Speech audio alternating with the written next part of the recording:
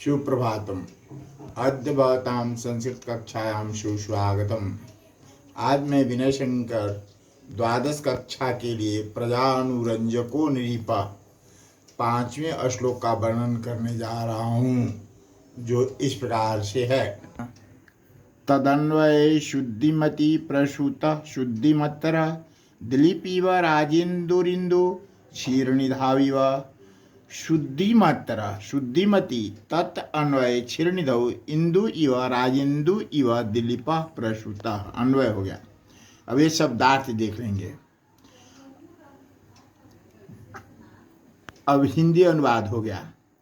अति पवित्र से पवित्र उस वंश में क्षीर सागर में प्रतिबिंबित चांद के समान राजाओं में सर्वश्रेष्ठ राजा दिलीप उत्पन्न हुए। कहने का आशय यह है कि जिस प्रकार क्षीर सागर में चांद सुशोभित होता है, उसी प्रकार सर्वश्रेष्ठ राजा दिलीप रघुकुल में जन्मे।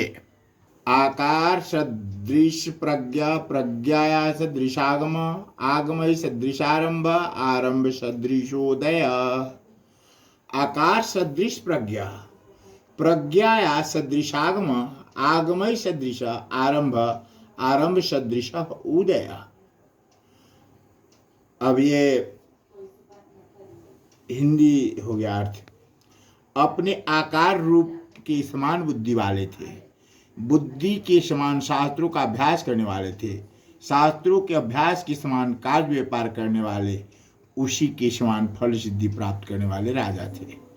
कहने का आशय यह है कि रघुवंशी राजा दिलीप अपने रूपाकार बुद्धि व्यापार एवं कार्य सिद्धि करने में पूर्ण रूप से कुशल थे। प्रजानामेव भूत्यर्थम सत्ताभ्यो बलिम गृहीत सहस्रगुणम उत्त्रष्टु मादते हीरसम कवि।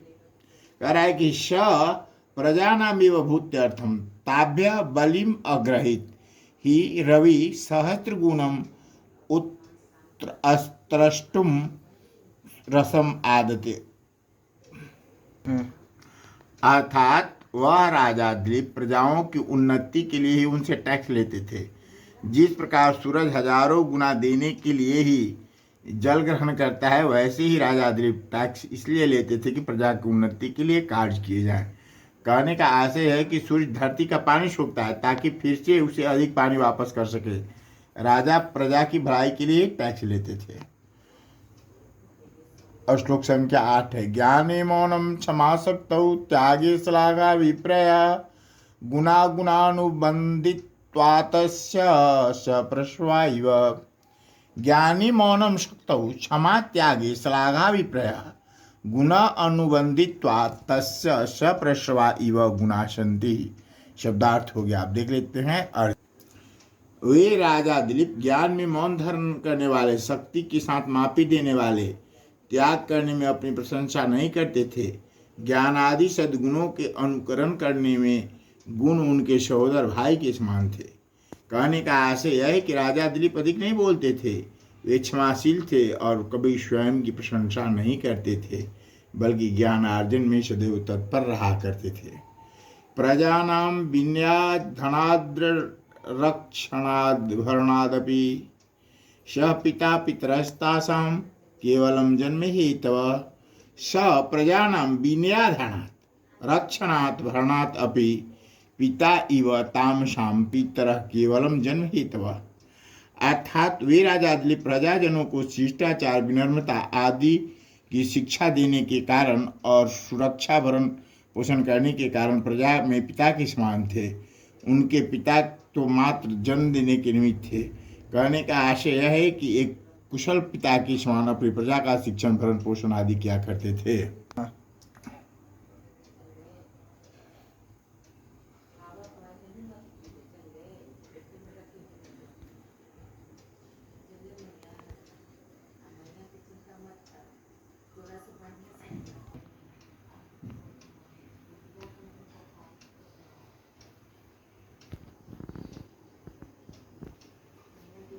संख्या 10 है।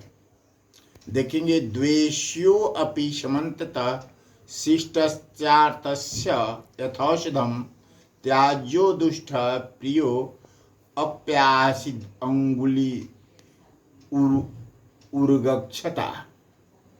कह रहा है कि द्वेष्य अपि समन्ततः शिष्ट तस्य आर्तस्य औषधम यथा दुष्ट प्रिय अपि आसीत उर्गक्षता अंगुली इव त्याज्य। उर्ग कहा गया, उर्षा गच्छति इति उर्ग, मतलब सर्प को कहा गया है।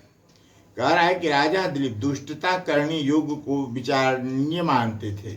अत्यंत शिष्टता के कारण दुखी जनों का उसी प्रकार दुख दूर करते थे जैसे सांप द्वारा काटी गई उंगली के समान दुष्ट व्यक्ति त्यागने योग्य मानते थे।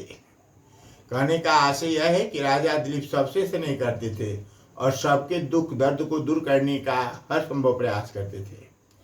सवेला वेला व प्रवल्याम परीक्षीकृत सागराम अनन्य शासनाम उर्वी शासकै पुरीमिव। अर्थात स बेला व प्रवेलायाम परीक्षीकृत सागराम अनन्य शासनाम उर्वीम एक पुरी इव शशास। कहने का आशय है कि राजा सागर की चहारदीवारी वाले समुद्र की चहारदीवारी से घिरे दूसरे राजाओं द्वारा न शासित पृथ्वी को एक नगर के समान शासन किया करते थे। भाव यह है कि राजा दिलीप ने समुद्र तट वाले भारत पर एक छत्र राज किया। उसकी चहारदीवारी सागर तट है।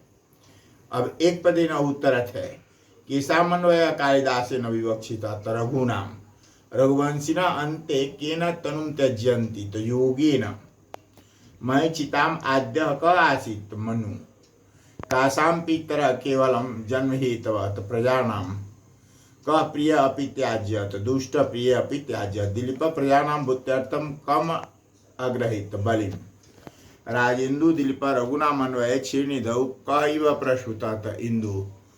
अब इन प्रश्नों का बनाने का अभ्यास करेंगे। तावत शुभ मंगलम।